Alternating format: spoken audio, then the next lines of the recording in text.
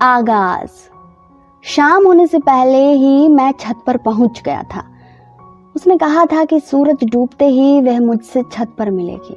उसकी छत और मेरी छत मिलती थी, इतनी मिलती थी कोई बच्चा भी एक कदम में पार हो जाए। यूं अगल बगल में होते हुए भी मेरी हिम्मत नहीं हो पाती थी कि अपनी छत से उसकी छत पर जा पाऊं। शायद उसमें काफी हिम्मत थी। अक्सर अपने घर में सबके सोने के बाद वह दबे पांव छत पार कर मेरे कमरे में आ जाती थी। मैं अपने घर में अकेला रहता था। शायद उसकी हिम्मत की वजह यही थी। अक्सर ही वह 11 बजे के बाद आती और भिनसार तक कुछ ना कुछ बातें करती रहती। उसकी बातें कभी खत्म नहीं होती थी। उसके कमरे की खिड़की और मेरे कमरे की खिड़की यूं आमने सामने थी कि एक दूसरे का हाथ थाम लेते थे। अपने अपने कमरों में बैठे हम लोग।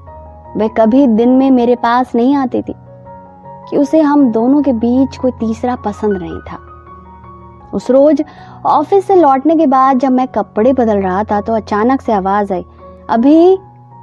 हाँ बोलो, मैंने चौंकते हुए कहा। सूरज डूबते ही छत पर मिलो। और फिर वह खिड़की के सामने से हट गई। कुछ देर बाद मैं छत पर पहुंचा और उसका इंतजार करने लगा। उसके कमरे में रेडियो बज रहा था। हमारी अटरिया पे आजा रे सजनवा।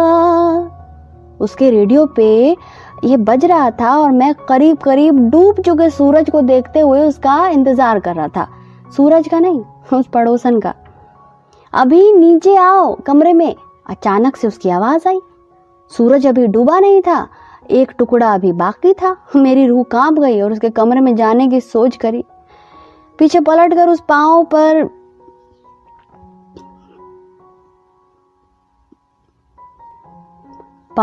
भर सूरज को देखा और हिम्मत करके उससे पूछा, तुम्हारे कमरे में? अपने कमरे में आओ डफर। ओह ठीक है। मैं चुपचाप सीढ़ियां उतर आया। आकर उसके कमरे में झांका तो खिड़की पर पर्दे खींचे हुए थे। मैंने आवाज लगाई, आ गया। जल्दी से तैयार हो जाओ, बाहर चलना है। ठीक है बोलकर मैं कपड़े पहनने लगा। जब मैं जूते पहन रहा था तो उसने पर्दे खींचे। खिड़की से जितना दिख रहा था देखकर समझ आया कि कुछ खास बात है। उसने लाल रंग वाली टो लेंथ सूट पहना हुआ था जो अक्सर पार्टी में जाते हुए पहनती थी। उसके बाल उसके दाएं कंधे पर होते हुए आगे आए हुए थे। गर्दन को बाईं तरफ बिल्कुल हल्का सा झुकाकर वह झुमका पहन रही थी।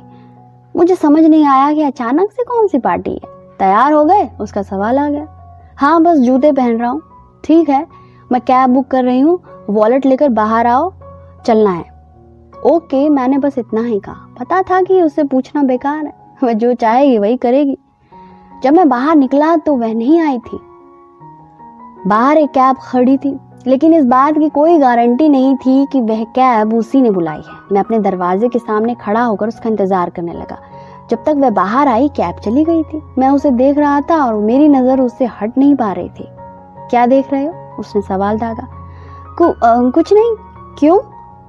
यूं ही। चलो कैब आ गई। उसने मेरे पीछे की तरफ इशारा किया और उसका मूड कुछ उखड़ा हुआ सा लग रहा था। हम दोनों कैब में बैठ गए और कैब के ड्राइवर ने जीपीएस के इशारे पर गाड़ी चलानी शुरू कर दी। गाड़ी में चुप ही रही। मैं तो यूं भी बोलता नहीं था। जब गाड़ी रुकी तो शाम के 7 बज चुके थे। बाहर निकल कर देखा तो गाड़ी द कॉलोनी गेस्ट्रॉ पब के सामने रुकी थी। वह भी गाड़ी से बाहर निकली और मेरे वॉलेट पर कब्जा जमा कर गाड़ी वाले को पैसे चुकाए। उसके बाद मेरा वॉलेट उसके पर्स में पनाह पा गया। द कॉलोनी पब उस बिल्डिंग के सबसे ऊपर के तल्ले और छत पर है। हम दोनों अब छत वाले हिस्से में बैठे हुए थे जहां से पूरा बैंगलोर दिखता है। मैंने पूरब की ओर देखा तो अभी चांद आसमान में नहीं आया था। सामने देखा तो स्नेहा थोड़ी उदास सी मेरी तरफ ही देख रही थी। मेरी आंखों ने उसकी आंखों से पूछा कि क्या बात है, और उसकी आंखों ने मेरे सवाल को टाल दिया। Your order sir. सर घुमाकर देखा तो उधर वेटर खड़ा था। मैंने स्नेहा की तरफ देखा और पूछा, तुम्हारे लिए क्या मंगवाऊं? मैं तो बियर पीऊंगी। कौन सी? हेनिकेन। मैंने वेटर से मुखातिब होकर बोला, एक हेनिकेन दे दो और 2 peg 100 pipers whisky on the rocks. Any starter sir? एक चिकन टिक्का और एक अफगान चिकन कर दो। मुझे स्नेहा की पसंद पहले से पता थी, Afghan chicken. Anything else sir? नहीं भाई, जब जरूरत होगी आवाज दे दूंगा। Sure sir. वेटर ने अपना सामान समेटा और चला गया। जब वेटर इंग्लिश बोलता है तो तुम हिंदी में क्यों बोलते हो? वेटर के जाते ही स्नेहा टूट पड़ी। क्योंकि मुझे अच्छा लगता है और उसे समझ आती है। तुम गंवार ही रह जाओगे। यह सुनकर मैं बस मुस्कुरा कर रह गया। उसने अपनी बात जारी रखी, और तुम शराब क्यों पीते हो? तुम अकेले पीती अच्छी नहीं लगती ना, इसीलिए। मैंने कब शराब पी? अभी तो ऑर्डर किया। मैंने सवालिया नजरों से उसे देखा। वह तो बियर है, तो क्या बियर शराब नहीं होती? नहीं, बिल्कुल नहीं होती। मेरा आश्चर्य बढ़ता जा रहा था। किसने कहा? मैंने पढ़ी थी। कहाँ? तुम्हारी फ्रेंड लिस्ट में जो लड़का है उसकी किताब में। रामायण क्या? हाँ, इसने अलग ही चरस बो रखी है। ये सुनते ही वह खिलखिलाकर हंस पड़ी। मैं फिर से सुध-बुध खोकर उसे देखने लगा। क्या देख रहे हो? यह सवाल मुझे हमेशा होश में ले आता था, और इसका जवाब भी हमेशा एक ही होता था, कुछ नहीं। क्यों? फिर वह पलटकर हमेशा बोलती थी, यूं ही। मैंने सर घुमाया तो चांद दिख रहा था। उसने भी चांद को देखा और मुझसे कहा, मत देखो चांद को। क्यों? क्योंकि आज करवा चौथ है। यह जवाब मेरे कानों में पिघला लोहा डाल गया। मैंने कुछ जवाब न देकर वेटर का इंतजार करना ठीक समझा। उसने पानी के गिलास को उठाकर अपने होठों से लगा लिया। रेस्टोरेंट के म्यूजिक सिस्टम में बज रहा था, I am in love with the shape of you. अभी ऑर्डर के आने में टाइम था, लेकिन माहौल को बदलने की जरूरत थी। मैंने उससे पूछा, बियर मंगा लें? बिना चिकन के? गिलास को होठों के पास रखे हुए उसने जवाब दिया, देखते हैं कि कुछ और स्टार्टर हुआ तो मंगवा लेंगे। ओके। हरी झंडी मिल गई थी। मैंने वेटर को इशारे से बुलाया। Yes sir. वेटर ने नपी तुले मुस्कान छोड़ते हुए पूछा, कुछ ऐसा है जो तुरंत मिल सके? Only salad is there for instant sir. ठीक है भाई, एक सैलेड ले आओ और 2 हेनिकेन अलग से। पता ही नहीं चला कि हम कितनी देर से बार में बैठे हुए थे। मेरे फोन से आवाज आई तो देखा कि मिश्रा जी बेचैन हो रहे थे। फोन उठाया तो आवाज आई, कहाँ है मर्दे? आधा घंटा से आपके घर के आगे खड़ा हूँ। मिश्रा जी? हाँ जी। कितना बोतल डाउन करके बैठे हुए हैं? बस एक बोतल की पैग। पता नहीं, बाद में बात करें। हाँ हाँ ठीक है। यह बताइए कि रुके कि जाए? कल मिल लीजिए। ठीक है, कहकर मिश्रा जी ने फोन रख दिया। मैंने मोबाइल में देखा तो 9 बज चुके थे। पिछले 2 घंटे में मैं 1 बियर और 8 पैक विस्की के लगा चुका था। वह भी तीसरी बियर पी रही थी। पिछले 2 घंटों में हम दोनों में सिर्फ यह बात हुई थी कि किससे क्या मंगवाना है। चांद ने माहौल खराब कर दिया था। घड़ी देखने के बाद वक्त अपनी रफ्तार बदल देता है। पिछले 2 घंटे बेहद तेजी से बीते थे। अगले 15 मिनट धीरे हो गए। मुझे डर सताने लगा कि कहीं उसके घर वाले वापस ना आ गए हों। स्नेहा, घर चलो, मैंने होश संभालते हुए कहा। उसने मद भरी लाल आंखों से मुझे देखते हुए पूछा। घर चलो स्नेहा, मैंने जोर देकर कहा इस बार। कौन से घर? मैं उसके सवाल का मतलब समझ गया, लेकिन शांत रहा। अभी वह होश में नहीं थी, या शायद शराब ने उसे बेहतर होश दे दिया था। मैंने सख्ती दिखाते हुए कहा, घर चलो, अभी बहस मत करो। तो कब बहस करूं? उसने आगे झुककर मेरी आंखों में झांकते हुए मचल कर कहा। घर चलकर करना, मैंने कड़ेपन से जवाब दिया। झूठ मूठ का गुस्सा मत दिखाओ, कहकर उसने बियर को वापस मुंह लगा लिया। मैंने उसके हाथ से बोतल लेते हुए कहा, बस, कोई सवाल जवाब नहीं। उसकी आंखों से झांकती हुई बच्ची को इग्नोर करते हुए मैंने वेटर को बिल देने के लिए इशारा किया। लौटते हुए जब हम कैब में बैठे तो उसने मेरी बाईं बाह को अपने हाथों से जोर से जकड़ा हुआ था और अपना सिर मेरे कंधे पर रखा हुआ था। घर के सामने पहुंचकर पहले वो बाहर निकली और फिर मैं। चलो तुम्हें घर छोड़ दूं, मैंने उसे संभालते हुए कहा। कौन से घर? उसने फिर से वही सवाल किया। यह जो सामने दिख रहा है। अच्छा, पापा का घर। 11 बज रहे थे। नशा हल्का हुआ था, लेकिन खुमारी बाकी थी। हाँ वही। नहीं जाना, तुम अपने घर ले चलो ना। वह मुझसे अचानक से लिपट गई। उसकी बाहें मेरे गिर्द कसी हुई थी और उसका चेहरा मेरे सीने में गड़ा हुआ था। उसका सर मेरे गले से लगा हुआ था और बाल बिखरे हुए थे। मुझे समझ नहीं आ रहा था कि क्या करूं। उसने धीरे से अपना चेहरा मुझसे अलग किया और सर को पीछे की ओर झुकाते हुए मेरे चेहरे की ओर देखा और बोला, प्लीज अभी अपने घर ले चलो ना। और फिर वह अपना चेहरा मेरे सीने में छुपाकर सुबकने लगी। मैंने अपना बायां हाथ उसके पीठ पर लपेट दिया और दाएं हाथ से उसके खुले बाल सहलाने लगा। चलो ना, फिर उसने बोला। मैंने उसका सर सहलाते हुए बोला, इतनी जोर से पकड़ रखी हो तो कैसे जाएंगे, थोड़ी तो ढील दो। सुनकर उसने मुझे छोड़ दिया और अपने आंसू पोंछते हुए मेरे घर के दरवाजे की तरफ चल दी। मैं भी उसके पीछे पीछे गया और ताले में चाबी घुसाकर घुमाते हुए इससे पूछा, तुम्हारे घर वाले खोजेंगे तब? कोई नहीं है घर में, 3 दिन के बाद आएंगे। उसने अपनी जूतियां उतारी और मेरे हाथ में पकड़ाकर अंदर चली गई। कहाँ जा रहे हो? उसने मुझे कमरे से बाहर निकलते देखकर पूछा। बाहर सोफे पर सोने, मैंने बत्ती बुझाते हुए जवाब दिया। पहले लाइट ऑन करो, उसने हुक्म जारी किया। मैंने चुपचाप हुक्म मान लेना ही ठीक समझा। बत्ती जलाकर बाहर निकल गया। अंदर आओ नहीं तो मैं चिल्ला दूंगी। कुछ देर बाद उसकी आवाज आई।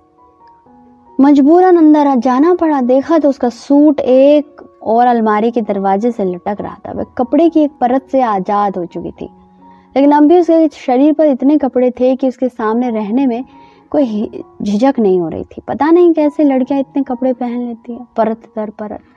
शायद मन पर भी ऐसी ही परत रखती हैं जो धीरे धीरे खुलते हैं। अब क्या हुआ? मैंने पूछा उससे। मेरे पास रहो ना, तुम होश में नहीं हो, सो जाओ।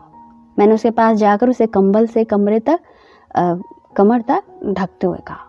वह पड़ी पड़ी अंगड़ाइयां ले रही थी। उसे कंबल ओढ़ाकर मैं कमरे के अंदर ही सोफे पर लेट गया। उठो, चाय पी लो। यह आवाज कानों में पड़ते ही मेरी नींद खुल गई।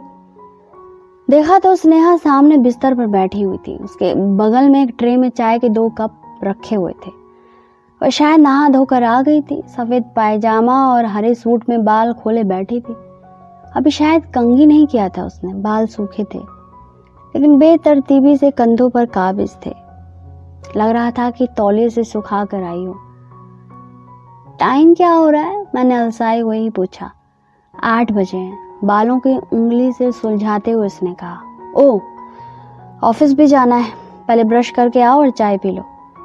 मैं चाय पीता हुआ उसे ही देखता रहा। 1-2 बार उसने इशारे से पूछा भी कि क्या बात है, तो मैंने कुछ नहीं बोला। मेरे लगातार देखने से उसके चेहरे पर बार बार शर्म दौड़ जा रही थी। चाय पीने के बाद मैं सोफे पर पीठ टिका कर बैठ गया।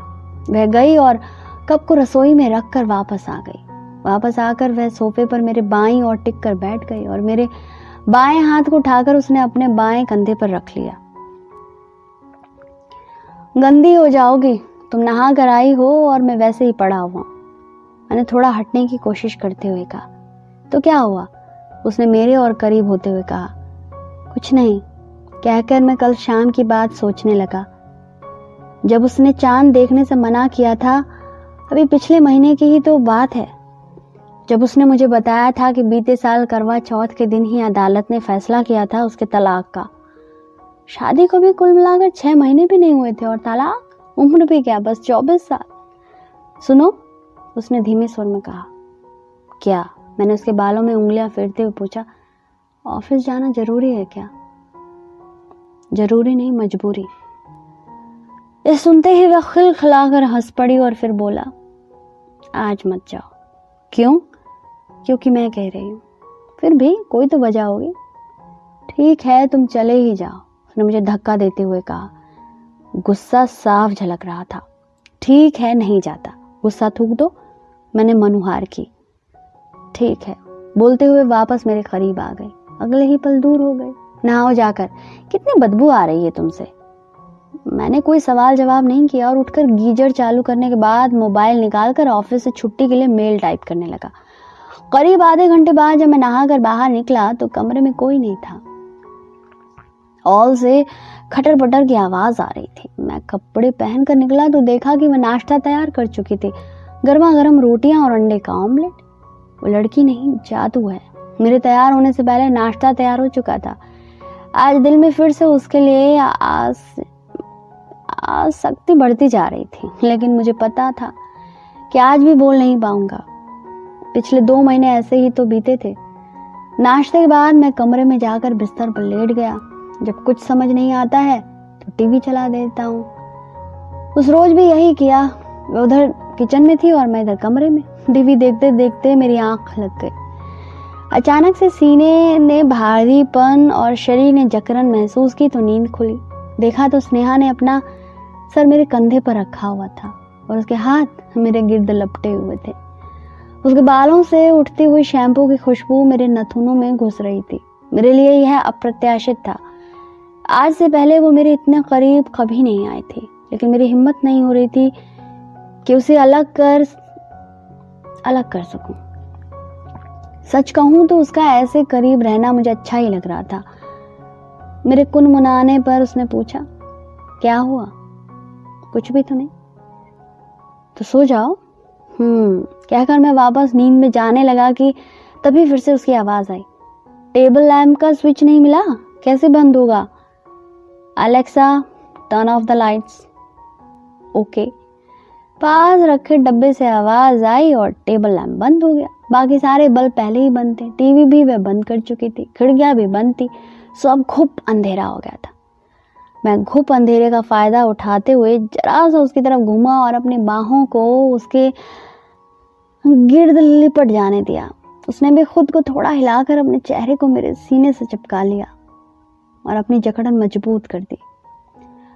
उस शाम मैं फिर छत पर बैठा हुआ था, लेकिन आज मैं अकेला नहीं था। मेरे साथ वह भी झूले पर बैठी हुई थी। सामने सूरज डूब रहा था। मेरी बाईं बाह को अपने दाएं हाथ से जकड़कर मेरे कंधे पर सर रखते हुए उसने डूबते हुए सूरज की आंखों में देखते हुए मुझसे बोला, तुमने पहले क्यों नहीं बोला? मैं तुम्हारे बोलने का इंतजार कर रही थी। आज भी अगर मैंने ना बोला होता तो शायद कभी पता ही नहीं चलता कि तुम भी मुझसे प्यार करते हो। यूं तो बड़े शेर बने घूमते हो, मुझसे बोलने में क्या हो जाता था? मैंने उसके बाएं हाथ को अपने हाथ में लिया और उसे दोनों हथेलियों के बीच छुपाते हुए बोला, प्रेम में बड़े से बड़ा शेर भी भीगी बिल्ली बनकर घूमता है। उसके खिलखिलाकर हंसने से तारों की नींद खुलने लगी और पीछे की क्षितिज रेखा पर घर से निकलने की तैयारी में लगा चांद हमारी बातें सुनकर मुस्कुराने लगा।